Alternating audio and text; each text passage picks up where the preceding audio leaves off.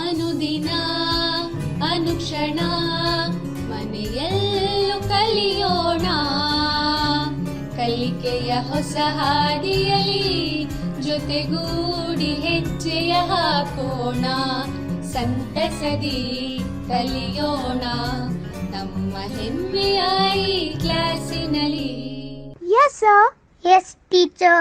Present ma'am. अस्सलामुअलैकुम प्यारे बच्चों और नाज़रीन, आप तमाम का ई संवेदक क्लास में इस्तक़बाल करती हूँ।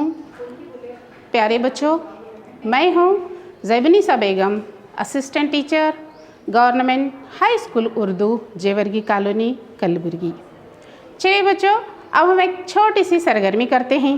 बताइए कि आपके घर में कौन कौन रहते हैं? क्या कहा आपने? अम्मी, अब्बा, भाई, बहन। वेरी गुड बच्चों। जहाँ अम्मी, अब्बा, भाई, बहन रहते हैं, इसको क्या कहते हैं? क्या आप बता सकते हैं? जी बिल्कुल ठीक कहा आपने, ख़ानदान कहते हैं। क्या कहते हैं? ख़ानदान कहते हैं। वेरी गुड बच्चों। तब आगे बताइए कि ख़ानदान के मजमूए को क्या कहते हैं? क्या कहा आपने? माशरा कहते हैं। बिल्कुल ठीक कहा बच्चों, वेरी गुड। आप तो बहुत टैलेंटेड हो, है ना? ठीक है, तो आज हम माशरे के बारे में जानकारी हासिल करेंगे। वो है नहुम जमात से समाजियात यानी सोशलॉजी से कम्युनिटी माशरा लेसन के बारे में आज जो है हम मालूमात हासिल करेंगे। सबसे पहले हम इसके अहम नुकात देखेंगे कि हमें इस सबक में क्या क्या पढ़ना है ना? देखिए, सबसे पहले हम क्या करेंगे, माशरे के मायने देखेंगे, इसकी अहमियत और खाना बदोश माशरा और उसके खुसूसियात की जानकारी हासिल करेंगे। इसी के साथ साथ क़बाइली माशरा और इसके खुसूसियात के बारे में जानेंगे और देही माशरा और इसके खुसूसियात भी जानेंगे। इसके साथ साथ शहरी माशरा और शहरी समाज और इसके खुसूसियात के बारे में मालूमात हासिल करेंगे। ठीक है बच्चों, चलिए मैं आपको सबसे पहले माशरे के माने और उसकी अहमियत के बारे में मालूमात फराहम करना चाहती हूँ। आप यहाँ पर क्या देख रहे हैं? ये है हमारे मुल्क का नक्शा।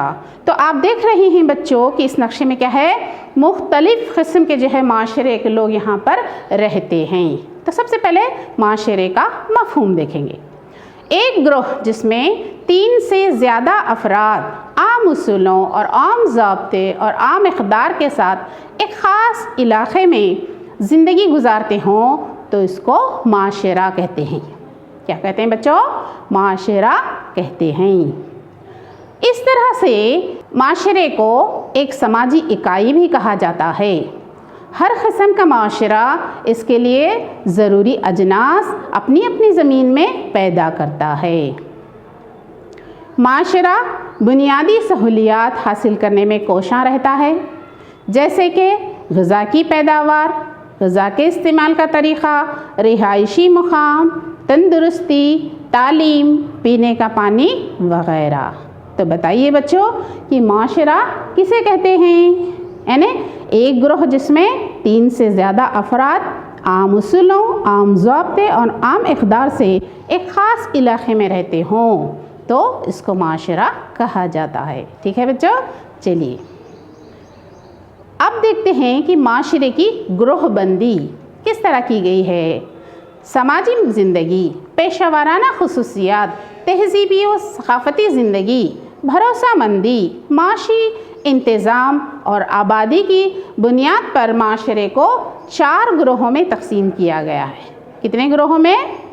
4 ग्रोहों में तक़सीम किया गया है। अब देखिए वो कौन कौन से हैं। वो है खाना बदोश माशरा, क़बाइली माशरा, देही माशरा और शहरी माशरा। ठीक है बच्चों, तो अब जो है हम हर माशरे की जो है को तफसील से उसके मुताल्लिक़ जो है जानकारी हासिल करने की कोशिश करेंगे। चलिए सबसे पहले है खाना बदोश माशरा यानी नोमैडिक कम्युनिटी।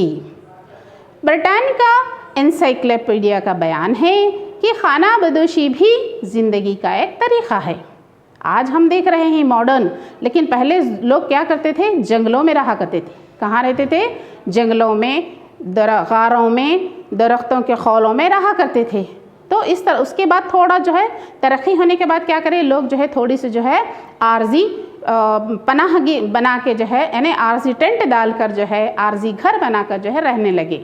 تو اس طرح سے یہ لوگ کیا کرتے تھے غذا کی تلاش میں، شکار کی تلاش میں، مویشیوں کی پرورش کے لیے کیا ہے اور تجارت کی غرض سے اور موسموں کے اعتبار سے ایک علاقے سے دوسرے علاقے کی طرف کیا کرتے تھے نقل مکانی کرتے تھے، جیسا کہ آپ یہاں پر تصویر میں دیکھ رہے ہیں. تو ایسے اشخاص کے گروہ کو خانہ بدوش کہا جاتا ہے. کیا کہا جاتا ہے بچوں؟ خانہ بدوش کہا جاتا ہے.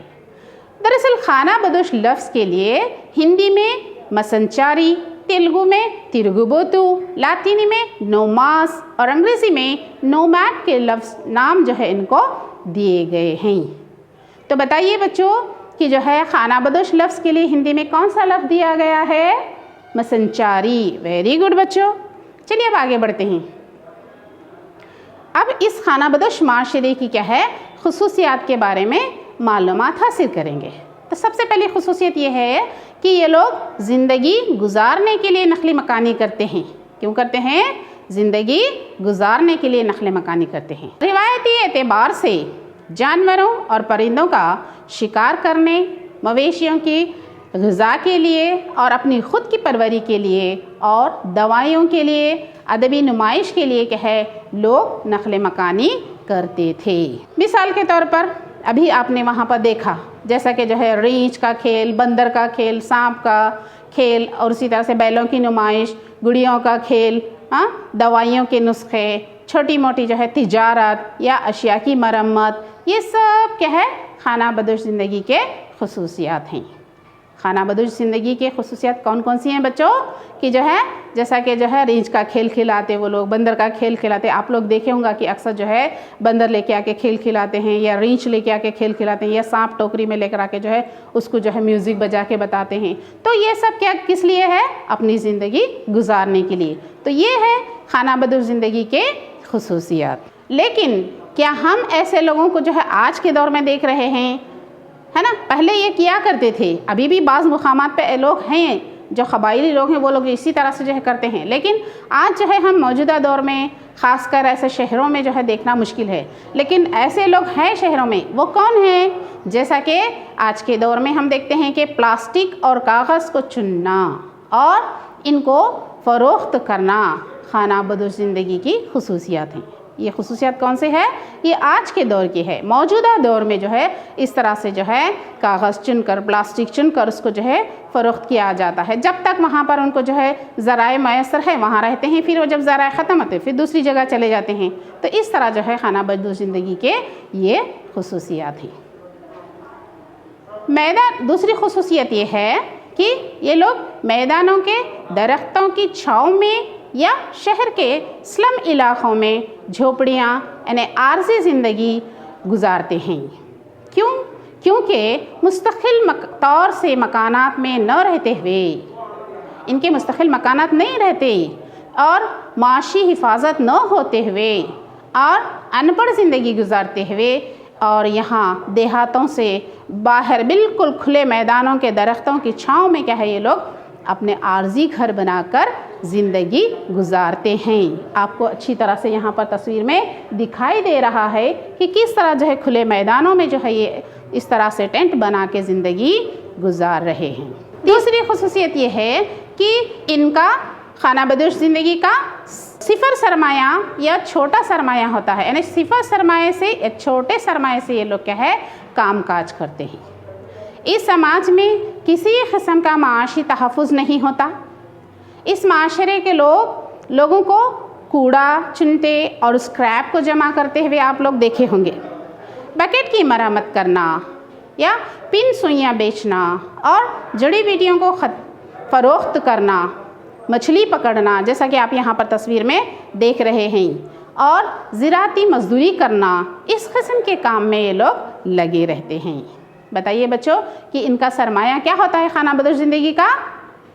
کیا کہا آپ نے؟ صفر سرمایہ. ویری گڈ بچوں. ان کا جو ہے سرمایہ نہیں ہوتا، اسی لیے ان کو صفر سرمایہ کہتے ہیں. چوتھی خصوصیت یہ ہے کہ یہ لوگ قدرتی طور پر ذہین ہوتے ہیں، ان لوگوں کو قدرتی معلومات ہوتے ہیں اور قبیلے کے لوگ فطری قوتوں سے وابستہ ہوتے ہیں اور ان پر یہ لوگ مکمل یقین رکھتے ہیں قدرت پر۔ پانچویں خصوصیت یہ ہے بچوں کہ الگ الگ مادری زبان ہوتی ہے، جیسا آپ یہاں پر تصویر میں دیکھ رہے ہیں کہ خانہ بدوش لوگ کیا ہے، لوگوں کا معاشرہ الگ الگ نسلوں سے جڑا ہوا ہوتا ہے، الگ الگ لوگوں کی اپنی ہی مادری زبان ہوتی ہے اور وہ اسی میں بات کرتے ہیں۔ تو بتائیے بچوں کہ خانہ بدوش لوگوں کی زبان کس طرح ہوتی ہے؟ الگ الگ مقامی زبان وہ لوگ رکھتے ہیں۔ دوسرا یہ ہے کہ قبائلی معاشرہ اور اس کے خصوصیات، یعنی tribal community and its characteristics. کیڈسکر نے قبائلی کے لیے کنبہ اور نسل کے معنوں میں اسے سمجھایا ہے کہ انگریزی لفظ میں قبیلے کے معنی ٹائپ کے ہوتے ہیں جو لاطینی زبان کے ٹرائبس لفظ سے ماخوذ ہے۔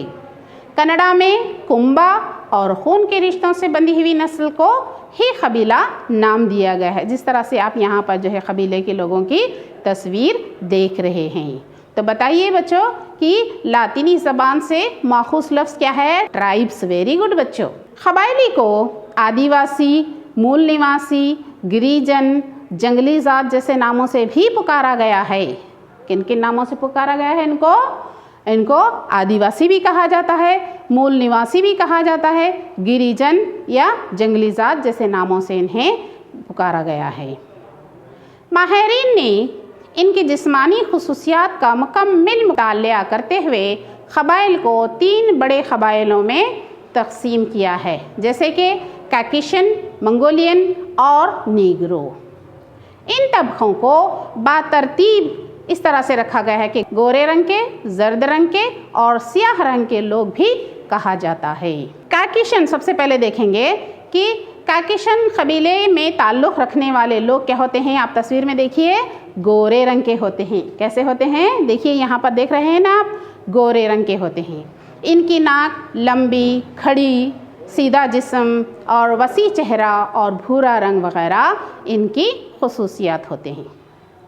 اس قبیلے کے لوگ ہندوستان میں بھی پائے جاتے ہیں۔ بتائیے بچوں کہ کاکیشن سے تعلق رکھنے والے کس طرح ہوتے ہیں؟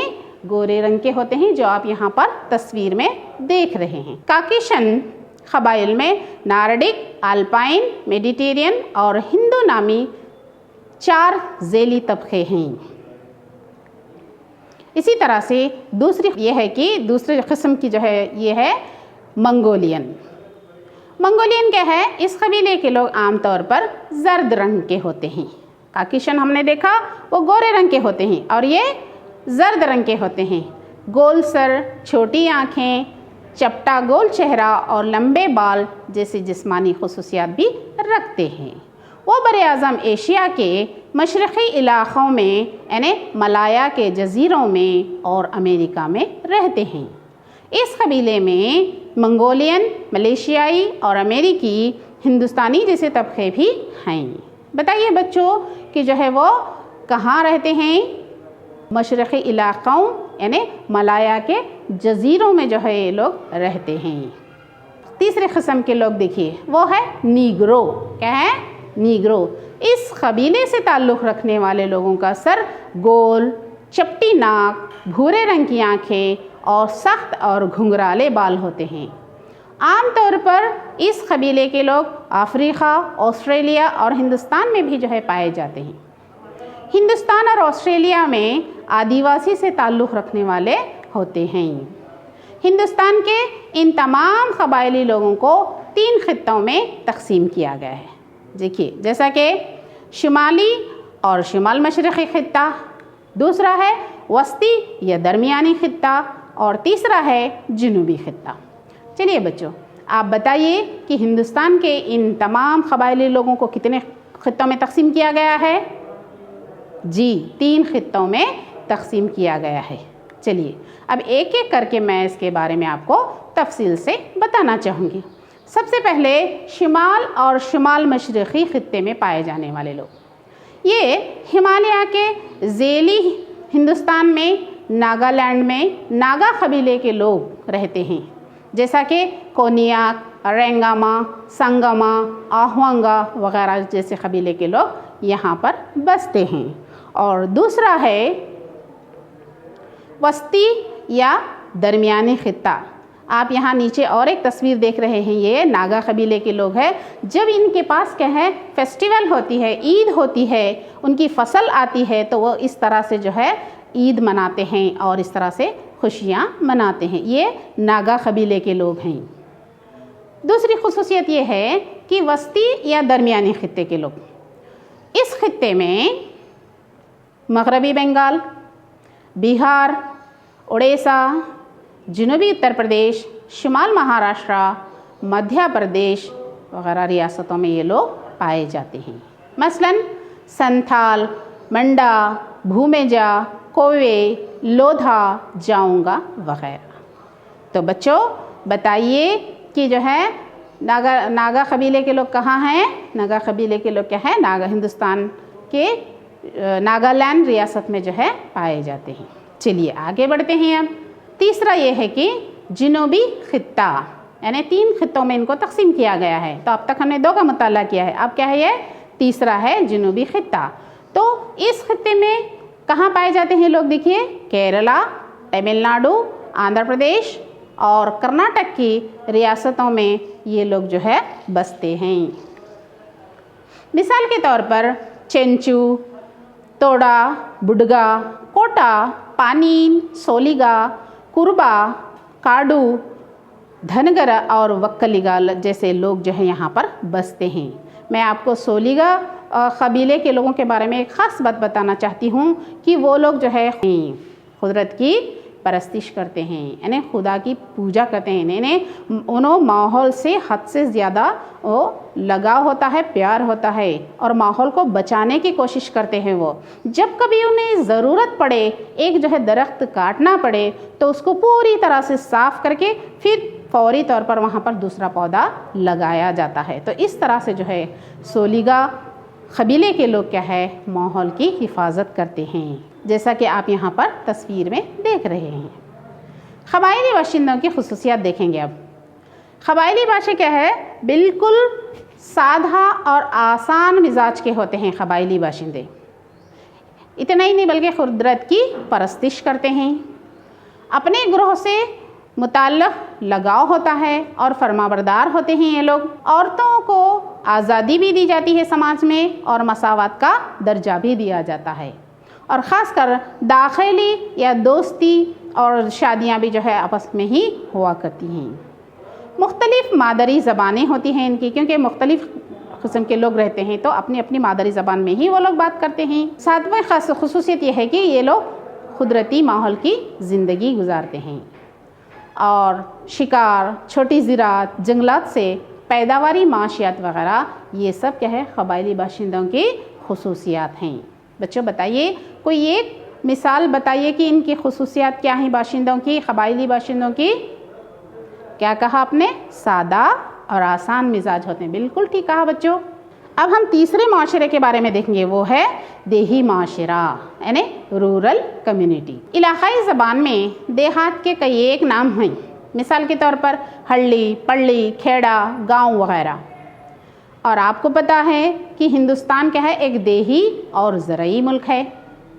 क़दीम हिंदुस्तान के अदब में देहातों का बनना, देहातों का उरूज होना और इनके इंतज़ाम को तफसील से बयान किया गया है। बोगार्डस के मुताबिक इंसानी समाज का देहात के गहवारे में ही उरूज हुआ है, यानी जब समाज शुरू हुआ तो आपको मैं बताई हूँ कि वो लोग जो है कहाँ रहते थे, बिल्कुल जो है जंगलों में रहा करते थे।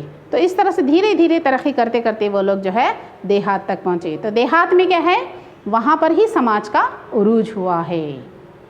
बोगार्डस के मुताबिक कम आबादी के हजम वाला, हकीकी और सादा ज़िंदगी गुजारने वाले, आपसी रिश्तेदारों और ताल्लुक़ात से मुंसलिक कुंबों का मजमुआ ही खरिया होता है। बताइए बच्चों, कुंबों का मजमुआ क्या है? खरिया है। वेरी गुड बच्चों। लेकिन आजकल देहातों की निशानदेही आबादी की बुनियाद पर ही तय की जाती है, जैसा कि हॉलैंड में 20,000 کی آبادی سے کم والے علاقے کو قریہ کہتے ہیں، اور دیگر ممالک میں 30,000 سے کم آبادی کے علاقے کو قریہ کہتے ہیں، لیکن ہمارے ہندوستان میں 5,000 سے کم آبادی کے علاقے کو ہی قریہ کہا جاتا ہے۔ آبادی کے اعتبار سے دیہات کے معنی کی تفصیلات کچھ اس طرح ہیں، جیسا کہ 5,000 سے بھی کم آبادی والا علاقہ ہو اور ہر مربع کلومیٹر میں آبادی کا حجم 400 سے بھی کم ہو، اور وہاں کے لوگ 70% سے بھی زیادہ لوگ زراعت اور اس سے متعلق پیشوں پر منحصر ہوں۔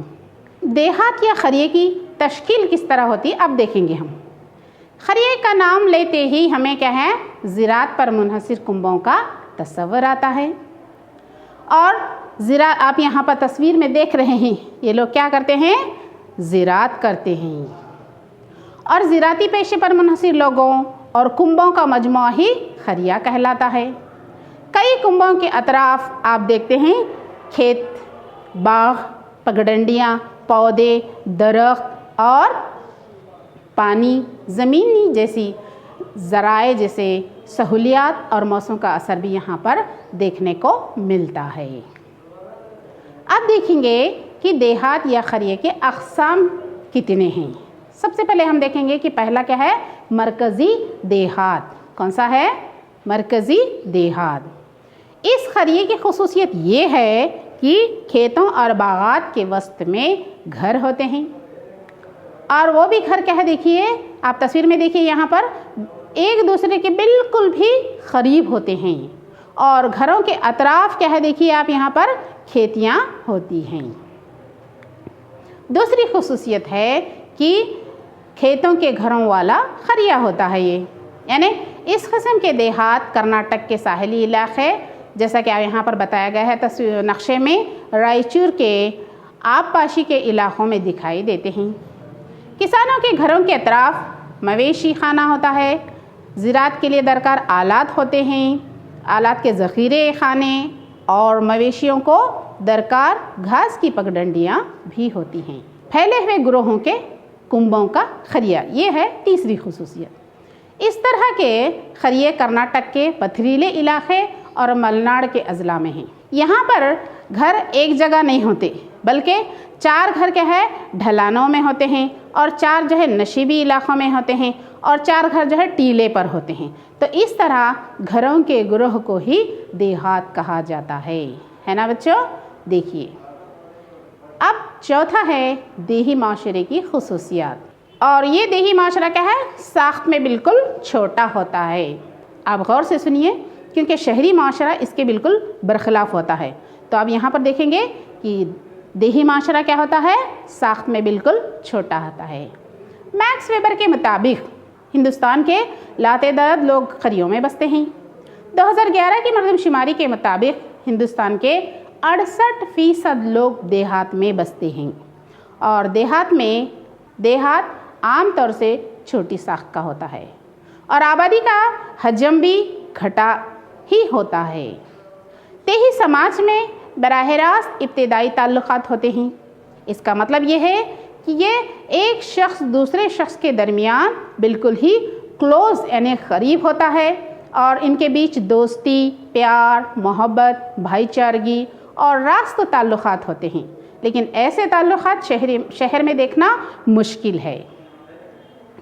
دوسرا ہے زراعت اور زراعت پر منحصر زندگی۔ دیہی زندگی بہت آسان ہوتی ہے۔ زراعت دیہاتوں کا پیشہ ہوتا ہے۔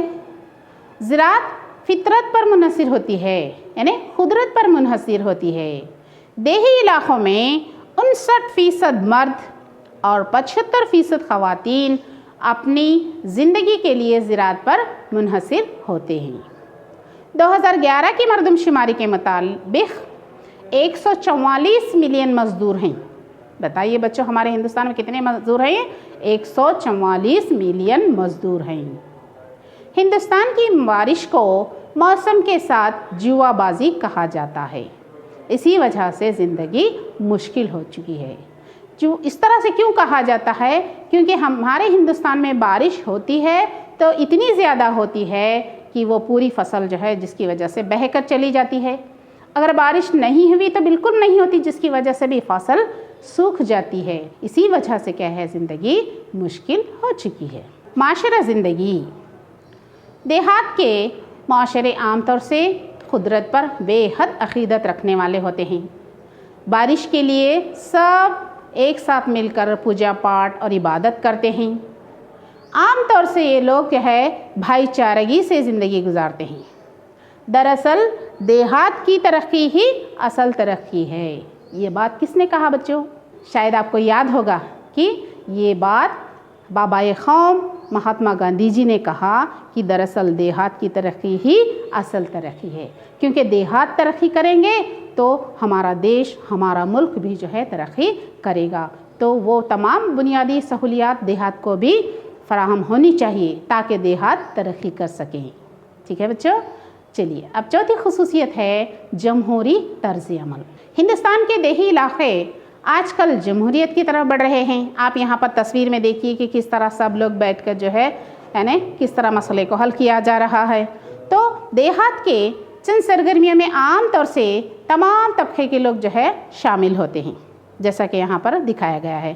گرام پنچایت میں تمام طبقے کے لوگوں کی شمولیت اس کا ثبوت ہے، یعنی گرام پنچایت ہمارے ملک کے جمہوری نظام کا ایک حصہ ہے۔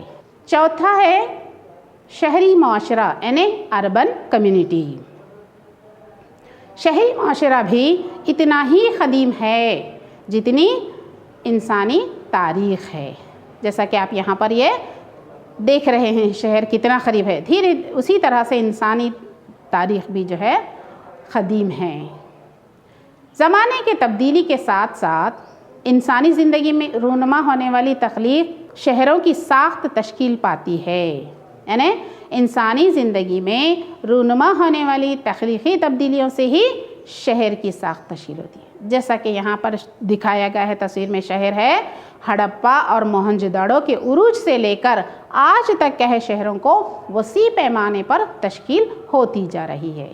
یہ شہر پنجاب میں سن 1920 عیسوی میں جو ہے کھدوائی کے دوران جو ہے یہ ہڑپا کا شہر کیا ہے دریافت ہوا ہے۔ صنعتی انقلاب کے بعد شہروں کی ساخت میں اہم تبدیلیاں نظر آتی ہیں۔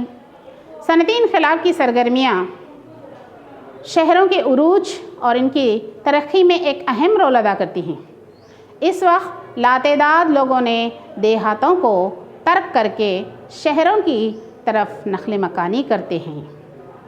چھوٹے چھوٹے شہر عظیم شہروں میں تبدیل ہوتے ہیں۔ زراعتی پیداواری عمل غیر زراعتی پیداواری عمل کا روپ لینے لگی ہے، یعنی پہلے لوگ کیا ہے زراعت کا ہی کام کرتے تھے، اب لوگ کیا ہے غیر زراعتی کام کرتے ہیں۔ غیر زراعتی کام کون کون سے ہیں؟ جیسا کہ جو ہے صنعتوں میں کام کرنا، بینکنگ ہے، LICs ہے، تعلیمی ادارے ہے، میڈیکل فیلڈ ہے، تو اس طرح سے دوسرے غیر زراعتی پیشوں میں جو ہے مشغول رہتے ہیں۔ کہاں کے؟ شہر کے لوگ۔ اس کے برخلاف زراعت کے کیا ہے، دیہات میں کیا ہے زراعت ہی ان کا اہم پیشہ ہوتا ہے۔ کثیر پیداوار اور سرگرمیاں بڑی بڑی صنعتوں اور بڑے بڑے تجارتی اداروں کے قیام کا سبب بھی بنتی ہیں۔ یہ پیداواری عمل اور شہروں کو دیہات سے الگ کیا ہے اور دیہات اور شہر دو انتظامیوں کا جنم دیا ہے۔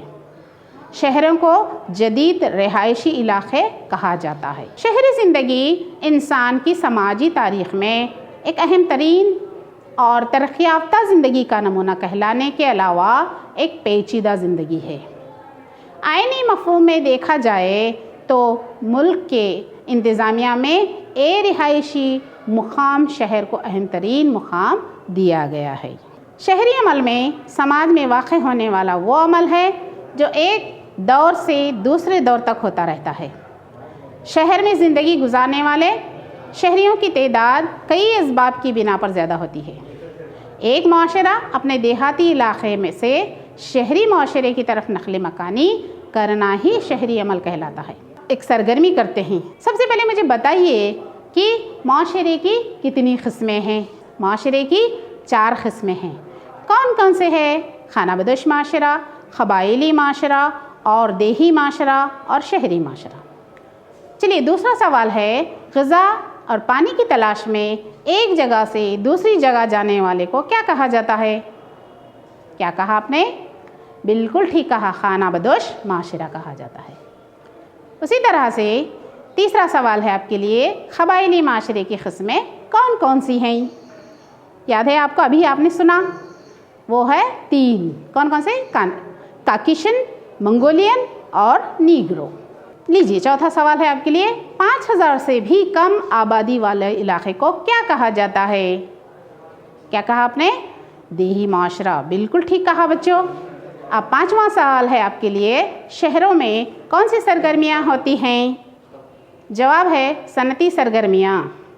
چلیے بچوں، اب ہوم ورک لے لیجئے، اور وہ ہے دیہاتی معاشرے کی خصوصیات کیا ہیں، دوسرا ہے شہری معاشرے کی وضاحت کیجیے۔ شکریہ ادا کرتی ہوں، تھینک یو۔